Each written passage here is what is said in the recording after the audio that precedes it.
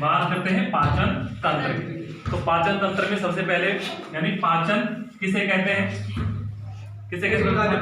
पाचन कहते हैं, देखो तो जटिल भोज्य पदार्थों का सरल भोज्य पदार्थों में टूटना पाचन कहलाता है। अब जो ये पाचन तंत्र है इसके अंदर मुख्य रूप से पाचक अंग और पाचक ग्रंथियां सम्मिलित होते हैं।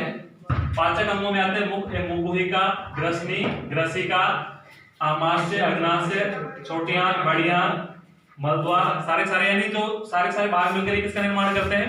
पाचन तंत्र का। अब देखो इसमें बात करते हैं सबसे पहले भोजन का पाचन किस प्रकार होता है। मुखगुहिका।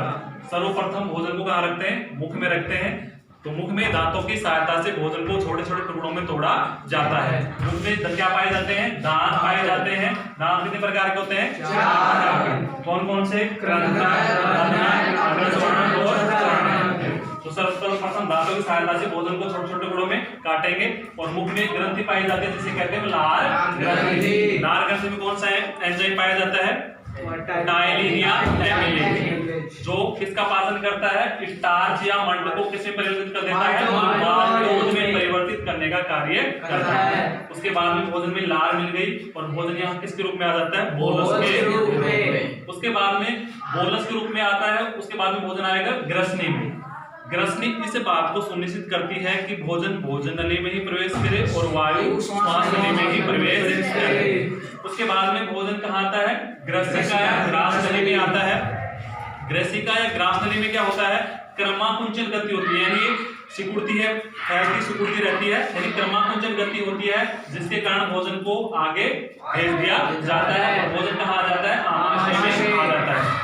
आमाशय भोजन का अस्थायी भंडारण करता है। आमाशय भोजन कितने घंटे ठहरता है? 4 घंटे ठहरता है। आमाशय में देखो क्या क्या निकलता है? एक तो आपका निकलता है श्लेष्मल। श्लेष्मल क्या करेगा? आमाशय की आंतरिक भित्ति को सुरक्षा प्रदान करता है। एक निकलता है इसमें से HCl हाइड्रोक्लोरिक अम्ल, जो भोजन के साथ आए हुए सूक्ष्म जीवाणुओं को नष्ट करने का कार्य करता है। और एक इसमें निकलता है जठररस। जठररस में क्या क्या होते हैं? पेप्सिन और रेनिन। पेप्सिन किसका पाचन करता है? प्रोटीन का। प्रोटीन को किसमें बदल देगा? पेप्टाइड में।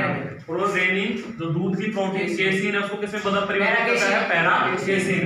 उसके बाद में जब यहाँ पर पाचन हो जाता है तो भोजन कहाँ भेज दिया जाता है? छोटी आंत में। जब देखो भोजन छोटी आंत में पहुंचेगा तो छोटी आंत देखो यहाँ पर यकृत से और अग्नाशय जो ग्रंथि है उससे क्या करती है? स्राव प्राप्त करती है। जो ये यकृत ग्रंथि हमारे शरीर की सबसे बड़ी ग्रंथि है जो एक रस का स्राव करती है जिसे कहते हैं पित्तरस। पित्तरस एक थैलेनुमा संरचना में एकत्रित होता रहता है जिसे कहते हैं पित्ताशय। और यह पित्तरस किसका पाचन करता है? वसा का। वसा को वसा अम्ल में परिवर्तित कर देता है। उसके बाद में छोटी आंत यहाँ से जो अग्नाशय है इससे भी एक स्राव प्राप्त करती है। अब जो अग्नाशय है जो इस स्राव प्राप्त करते इसमें कितने प्रकार के एंजाइम्स होते हैं? 3 प्रकार के। कौन कौन से? एमिलेज, लाइपेज और ट्रिप्सिन। एमिलेज अपने लार में भी पाया जाता था, किसका पाचन करेगा? स्टार्च को मार्टोज में परिवर्तित करेगा। उसके बाद में ट्रिप्सिन प्रोटीन को पेप्टाइड में परिवर्तित करेगा और लाइपेज भी किसका करेगा? वसा को वसा अम्ल में परिवर्तित कर देता है। उसके बाद में जो छोटी आंत है इसकी आंतरिक भित्ति से भी कई प्रकार के एंजाइम स्रावित होते हैं जैसे लैक्टेज, माल्टेज, सुक्रेज, लाइपेज। इस प्रकार के एंजाइम क्या होते हैं? इसकी भित्ति से भी स्रावित होते हैं जो भोजन का पाचन कर देते हैं। इस प्रकार छोटी आंत में भोजन का पाचन हो जाता है। छोटी आंत के वैसे कितने भाग होते हैं? मुख्य 3, ग्रहणी, अग्रशुद्रांत और सुश्रांत। उसके बाद में देखो भोजन इधर से यहाँ से आता हुआ काम हो जाता है बड़ी आंत। अब जो बड़ी आंत है, बड़ी आंत में मुख्य रूप से जल व खनिज लवणों का क्या होता है? अवशोषण होता है। जो बड़ी आंत है इसमें कुछ विशेष प्रकार के जीवाणु पाए जाते हैं जो किण्वन की क्रिया द्वारा भोजन को पचाने का कार्य भी करते हैं। जो बड़ी आंत है इसके मुख्य रूप से 3 भाग होते हैं। अंधनाल, अंधनाल का जो अंतिम भाग है ये क्या रहता है? कृमि रूपिया परिशेषिका।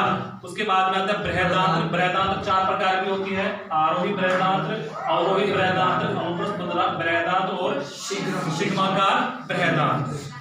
और इसका तीसरा भाग आता है बृहदांत्र का, बड़ी आंत का मलाशय। मलाशय का जो ये भाग है ये क्या रहता है? गुदानाल। ये इसके क्या होते हैं? भाग होते हैं। आहारनाल का अंतिम भाग होता है मलद्वार। यहाँ पर जो अपशिष्ट पदार्थ होते हैं उनको शरीर से बाहर क्या कर दिया जाता है? त्याग दिया जाता है।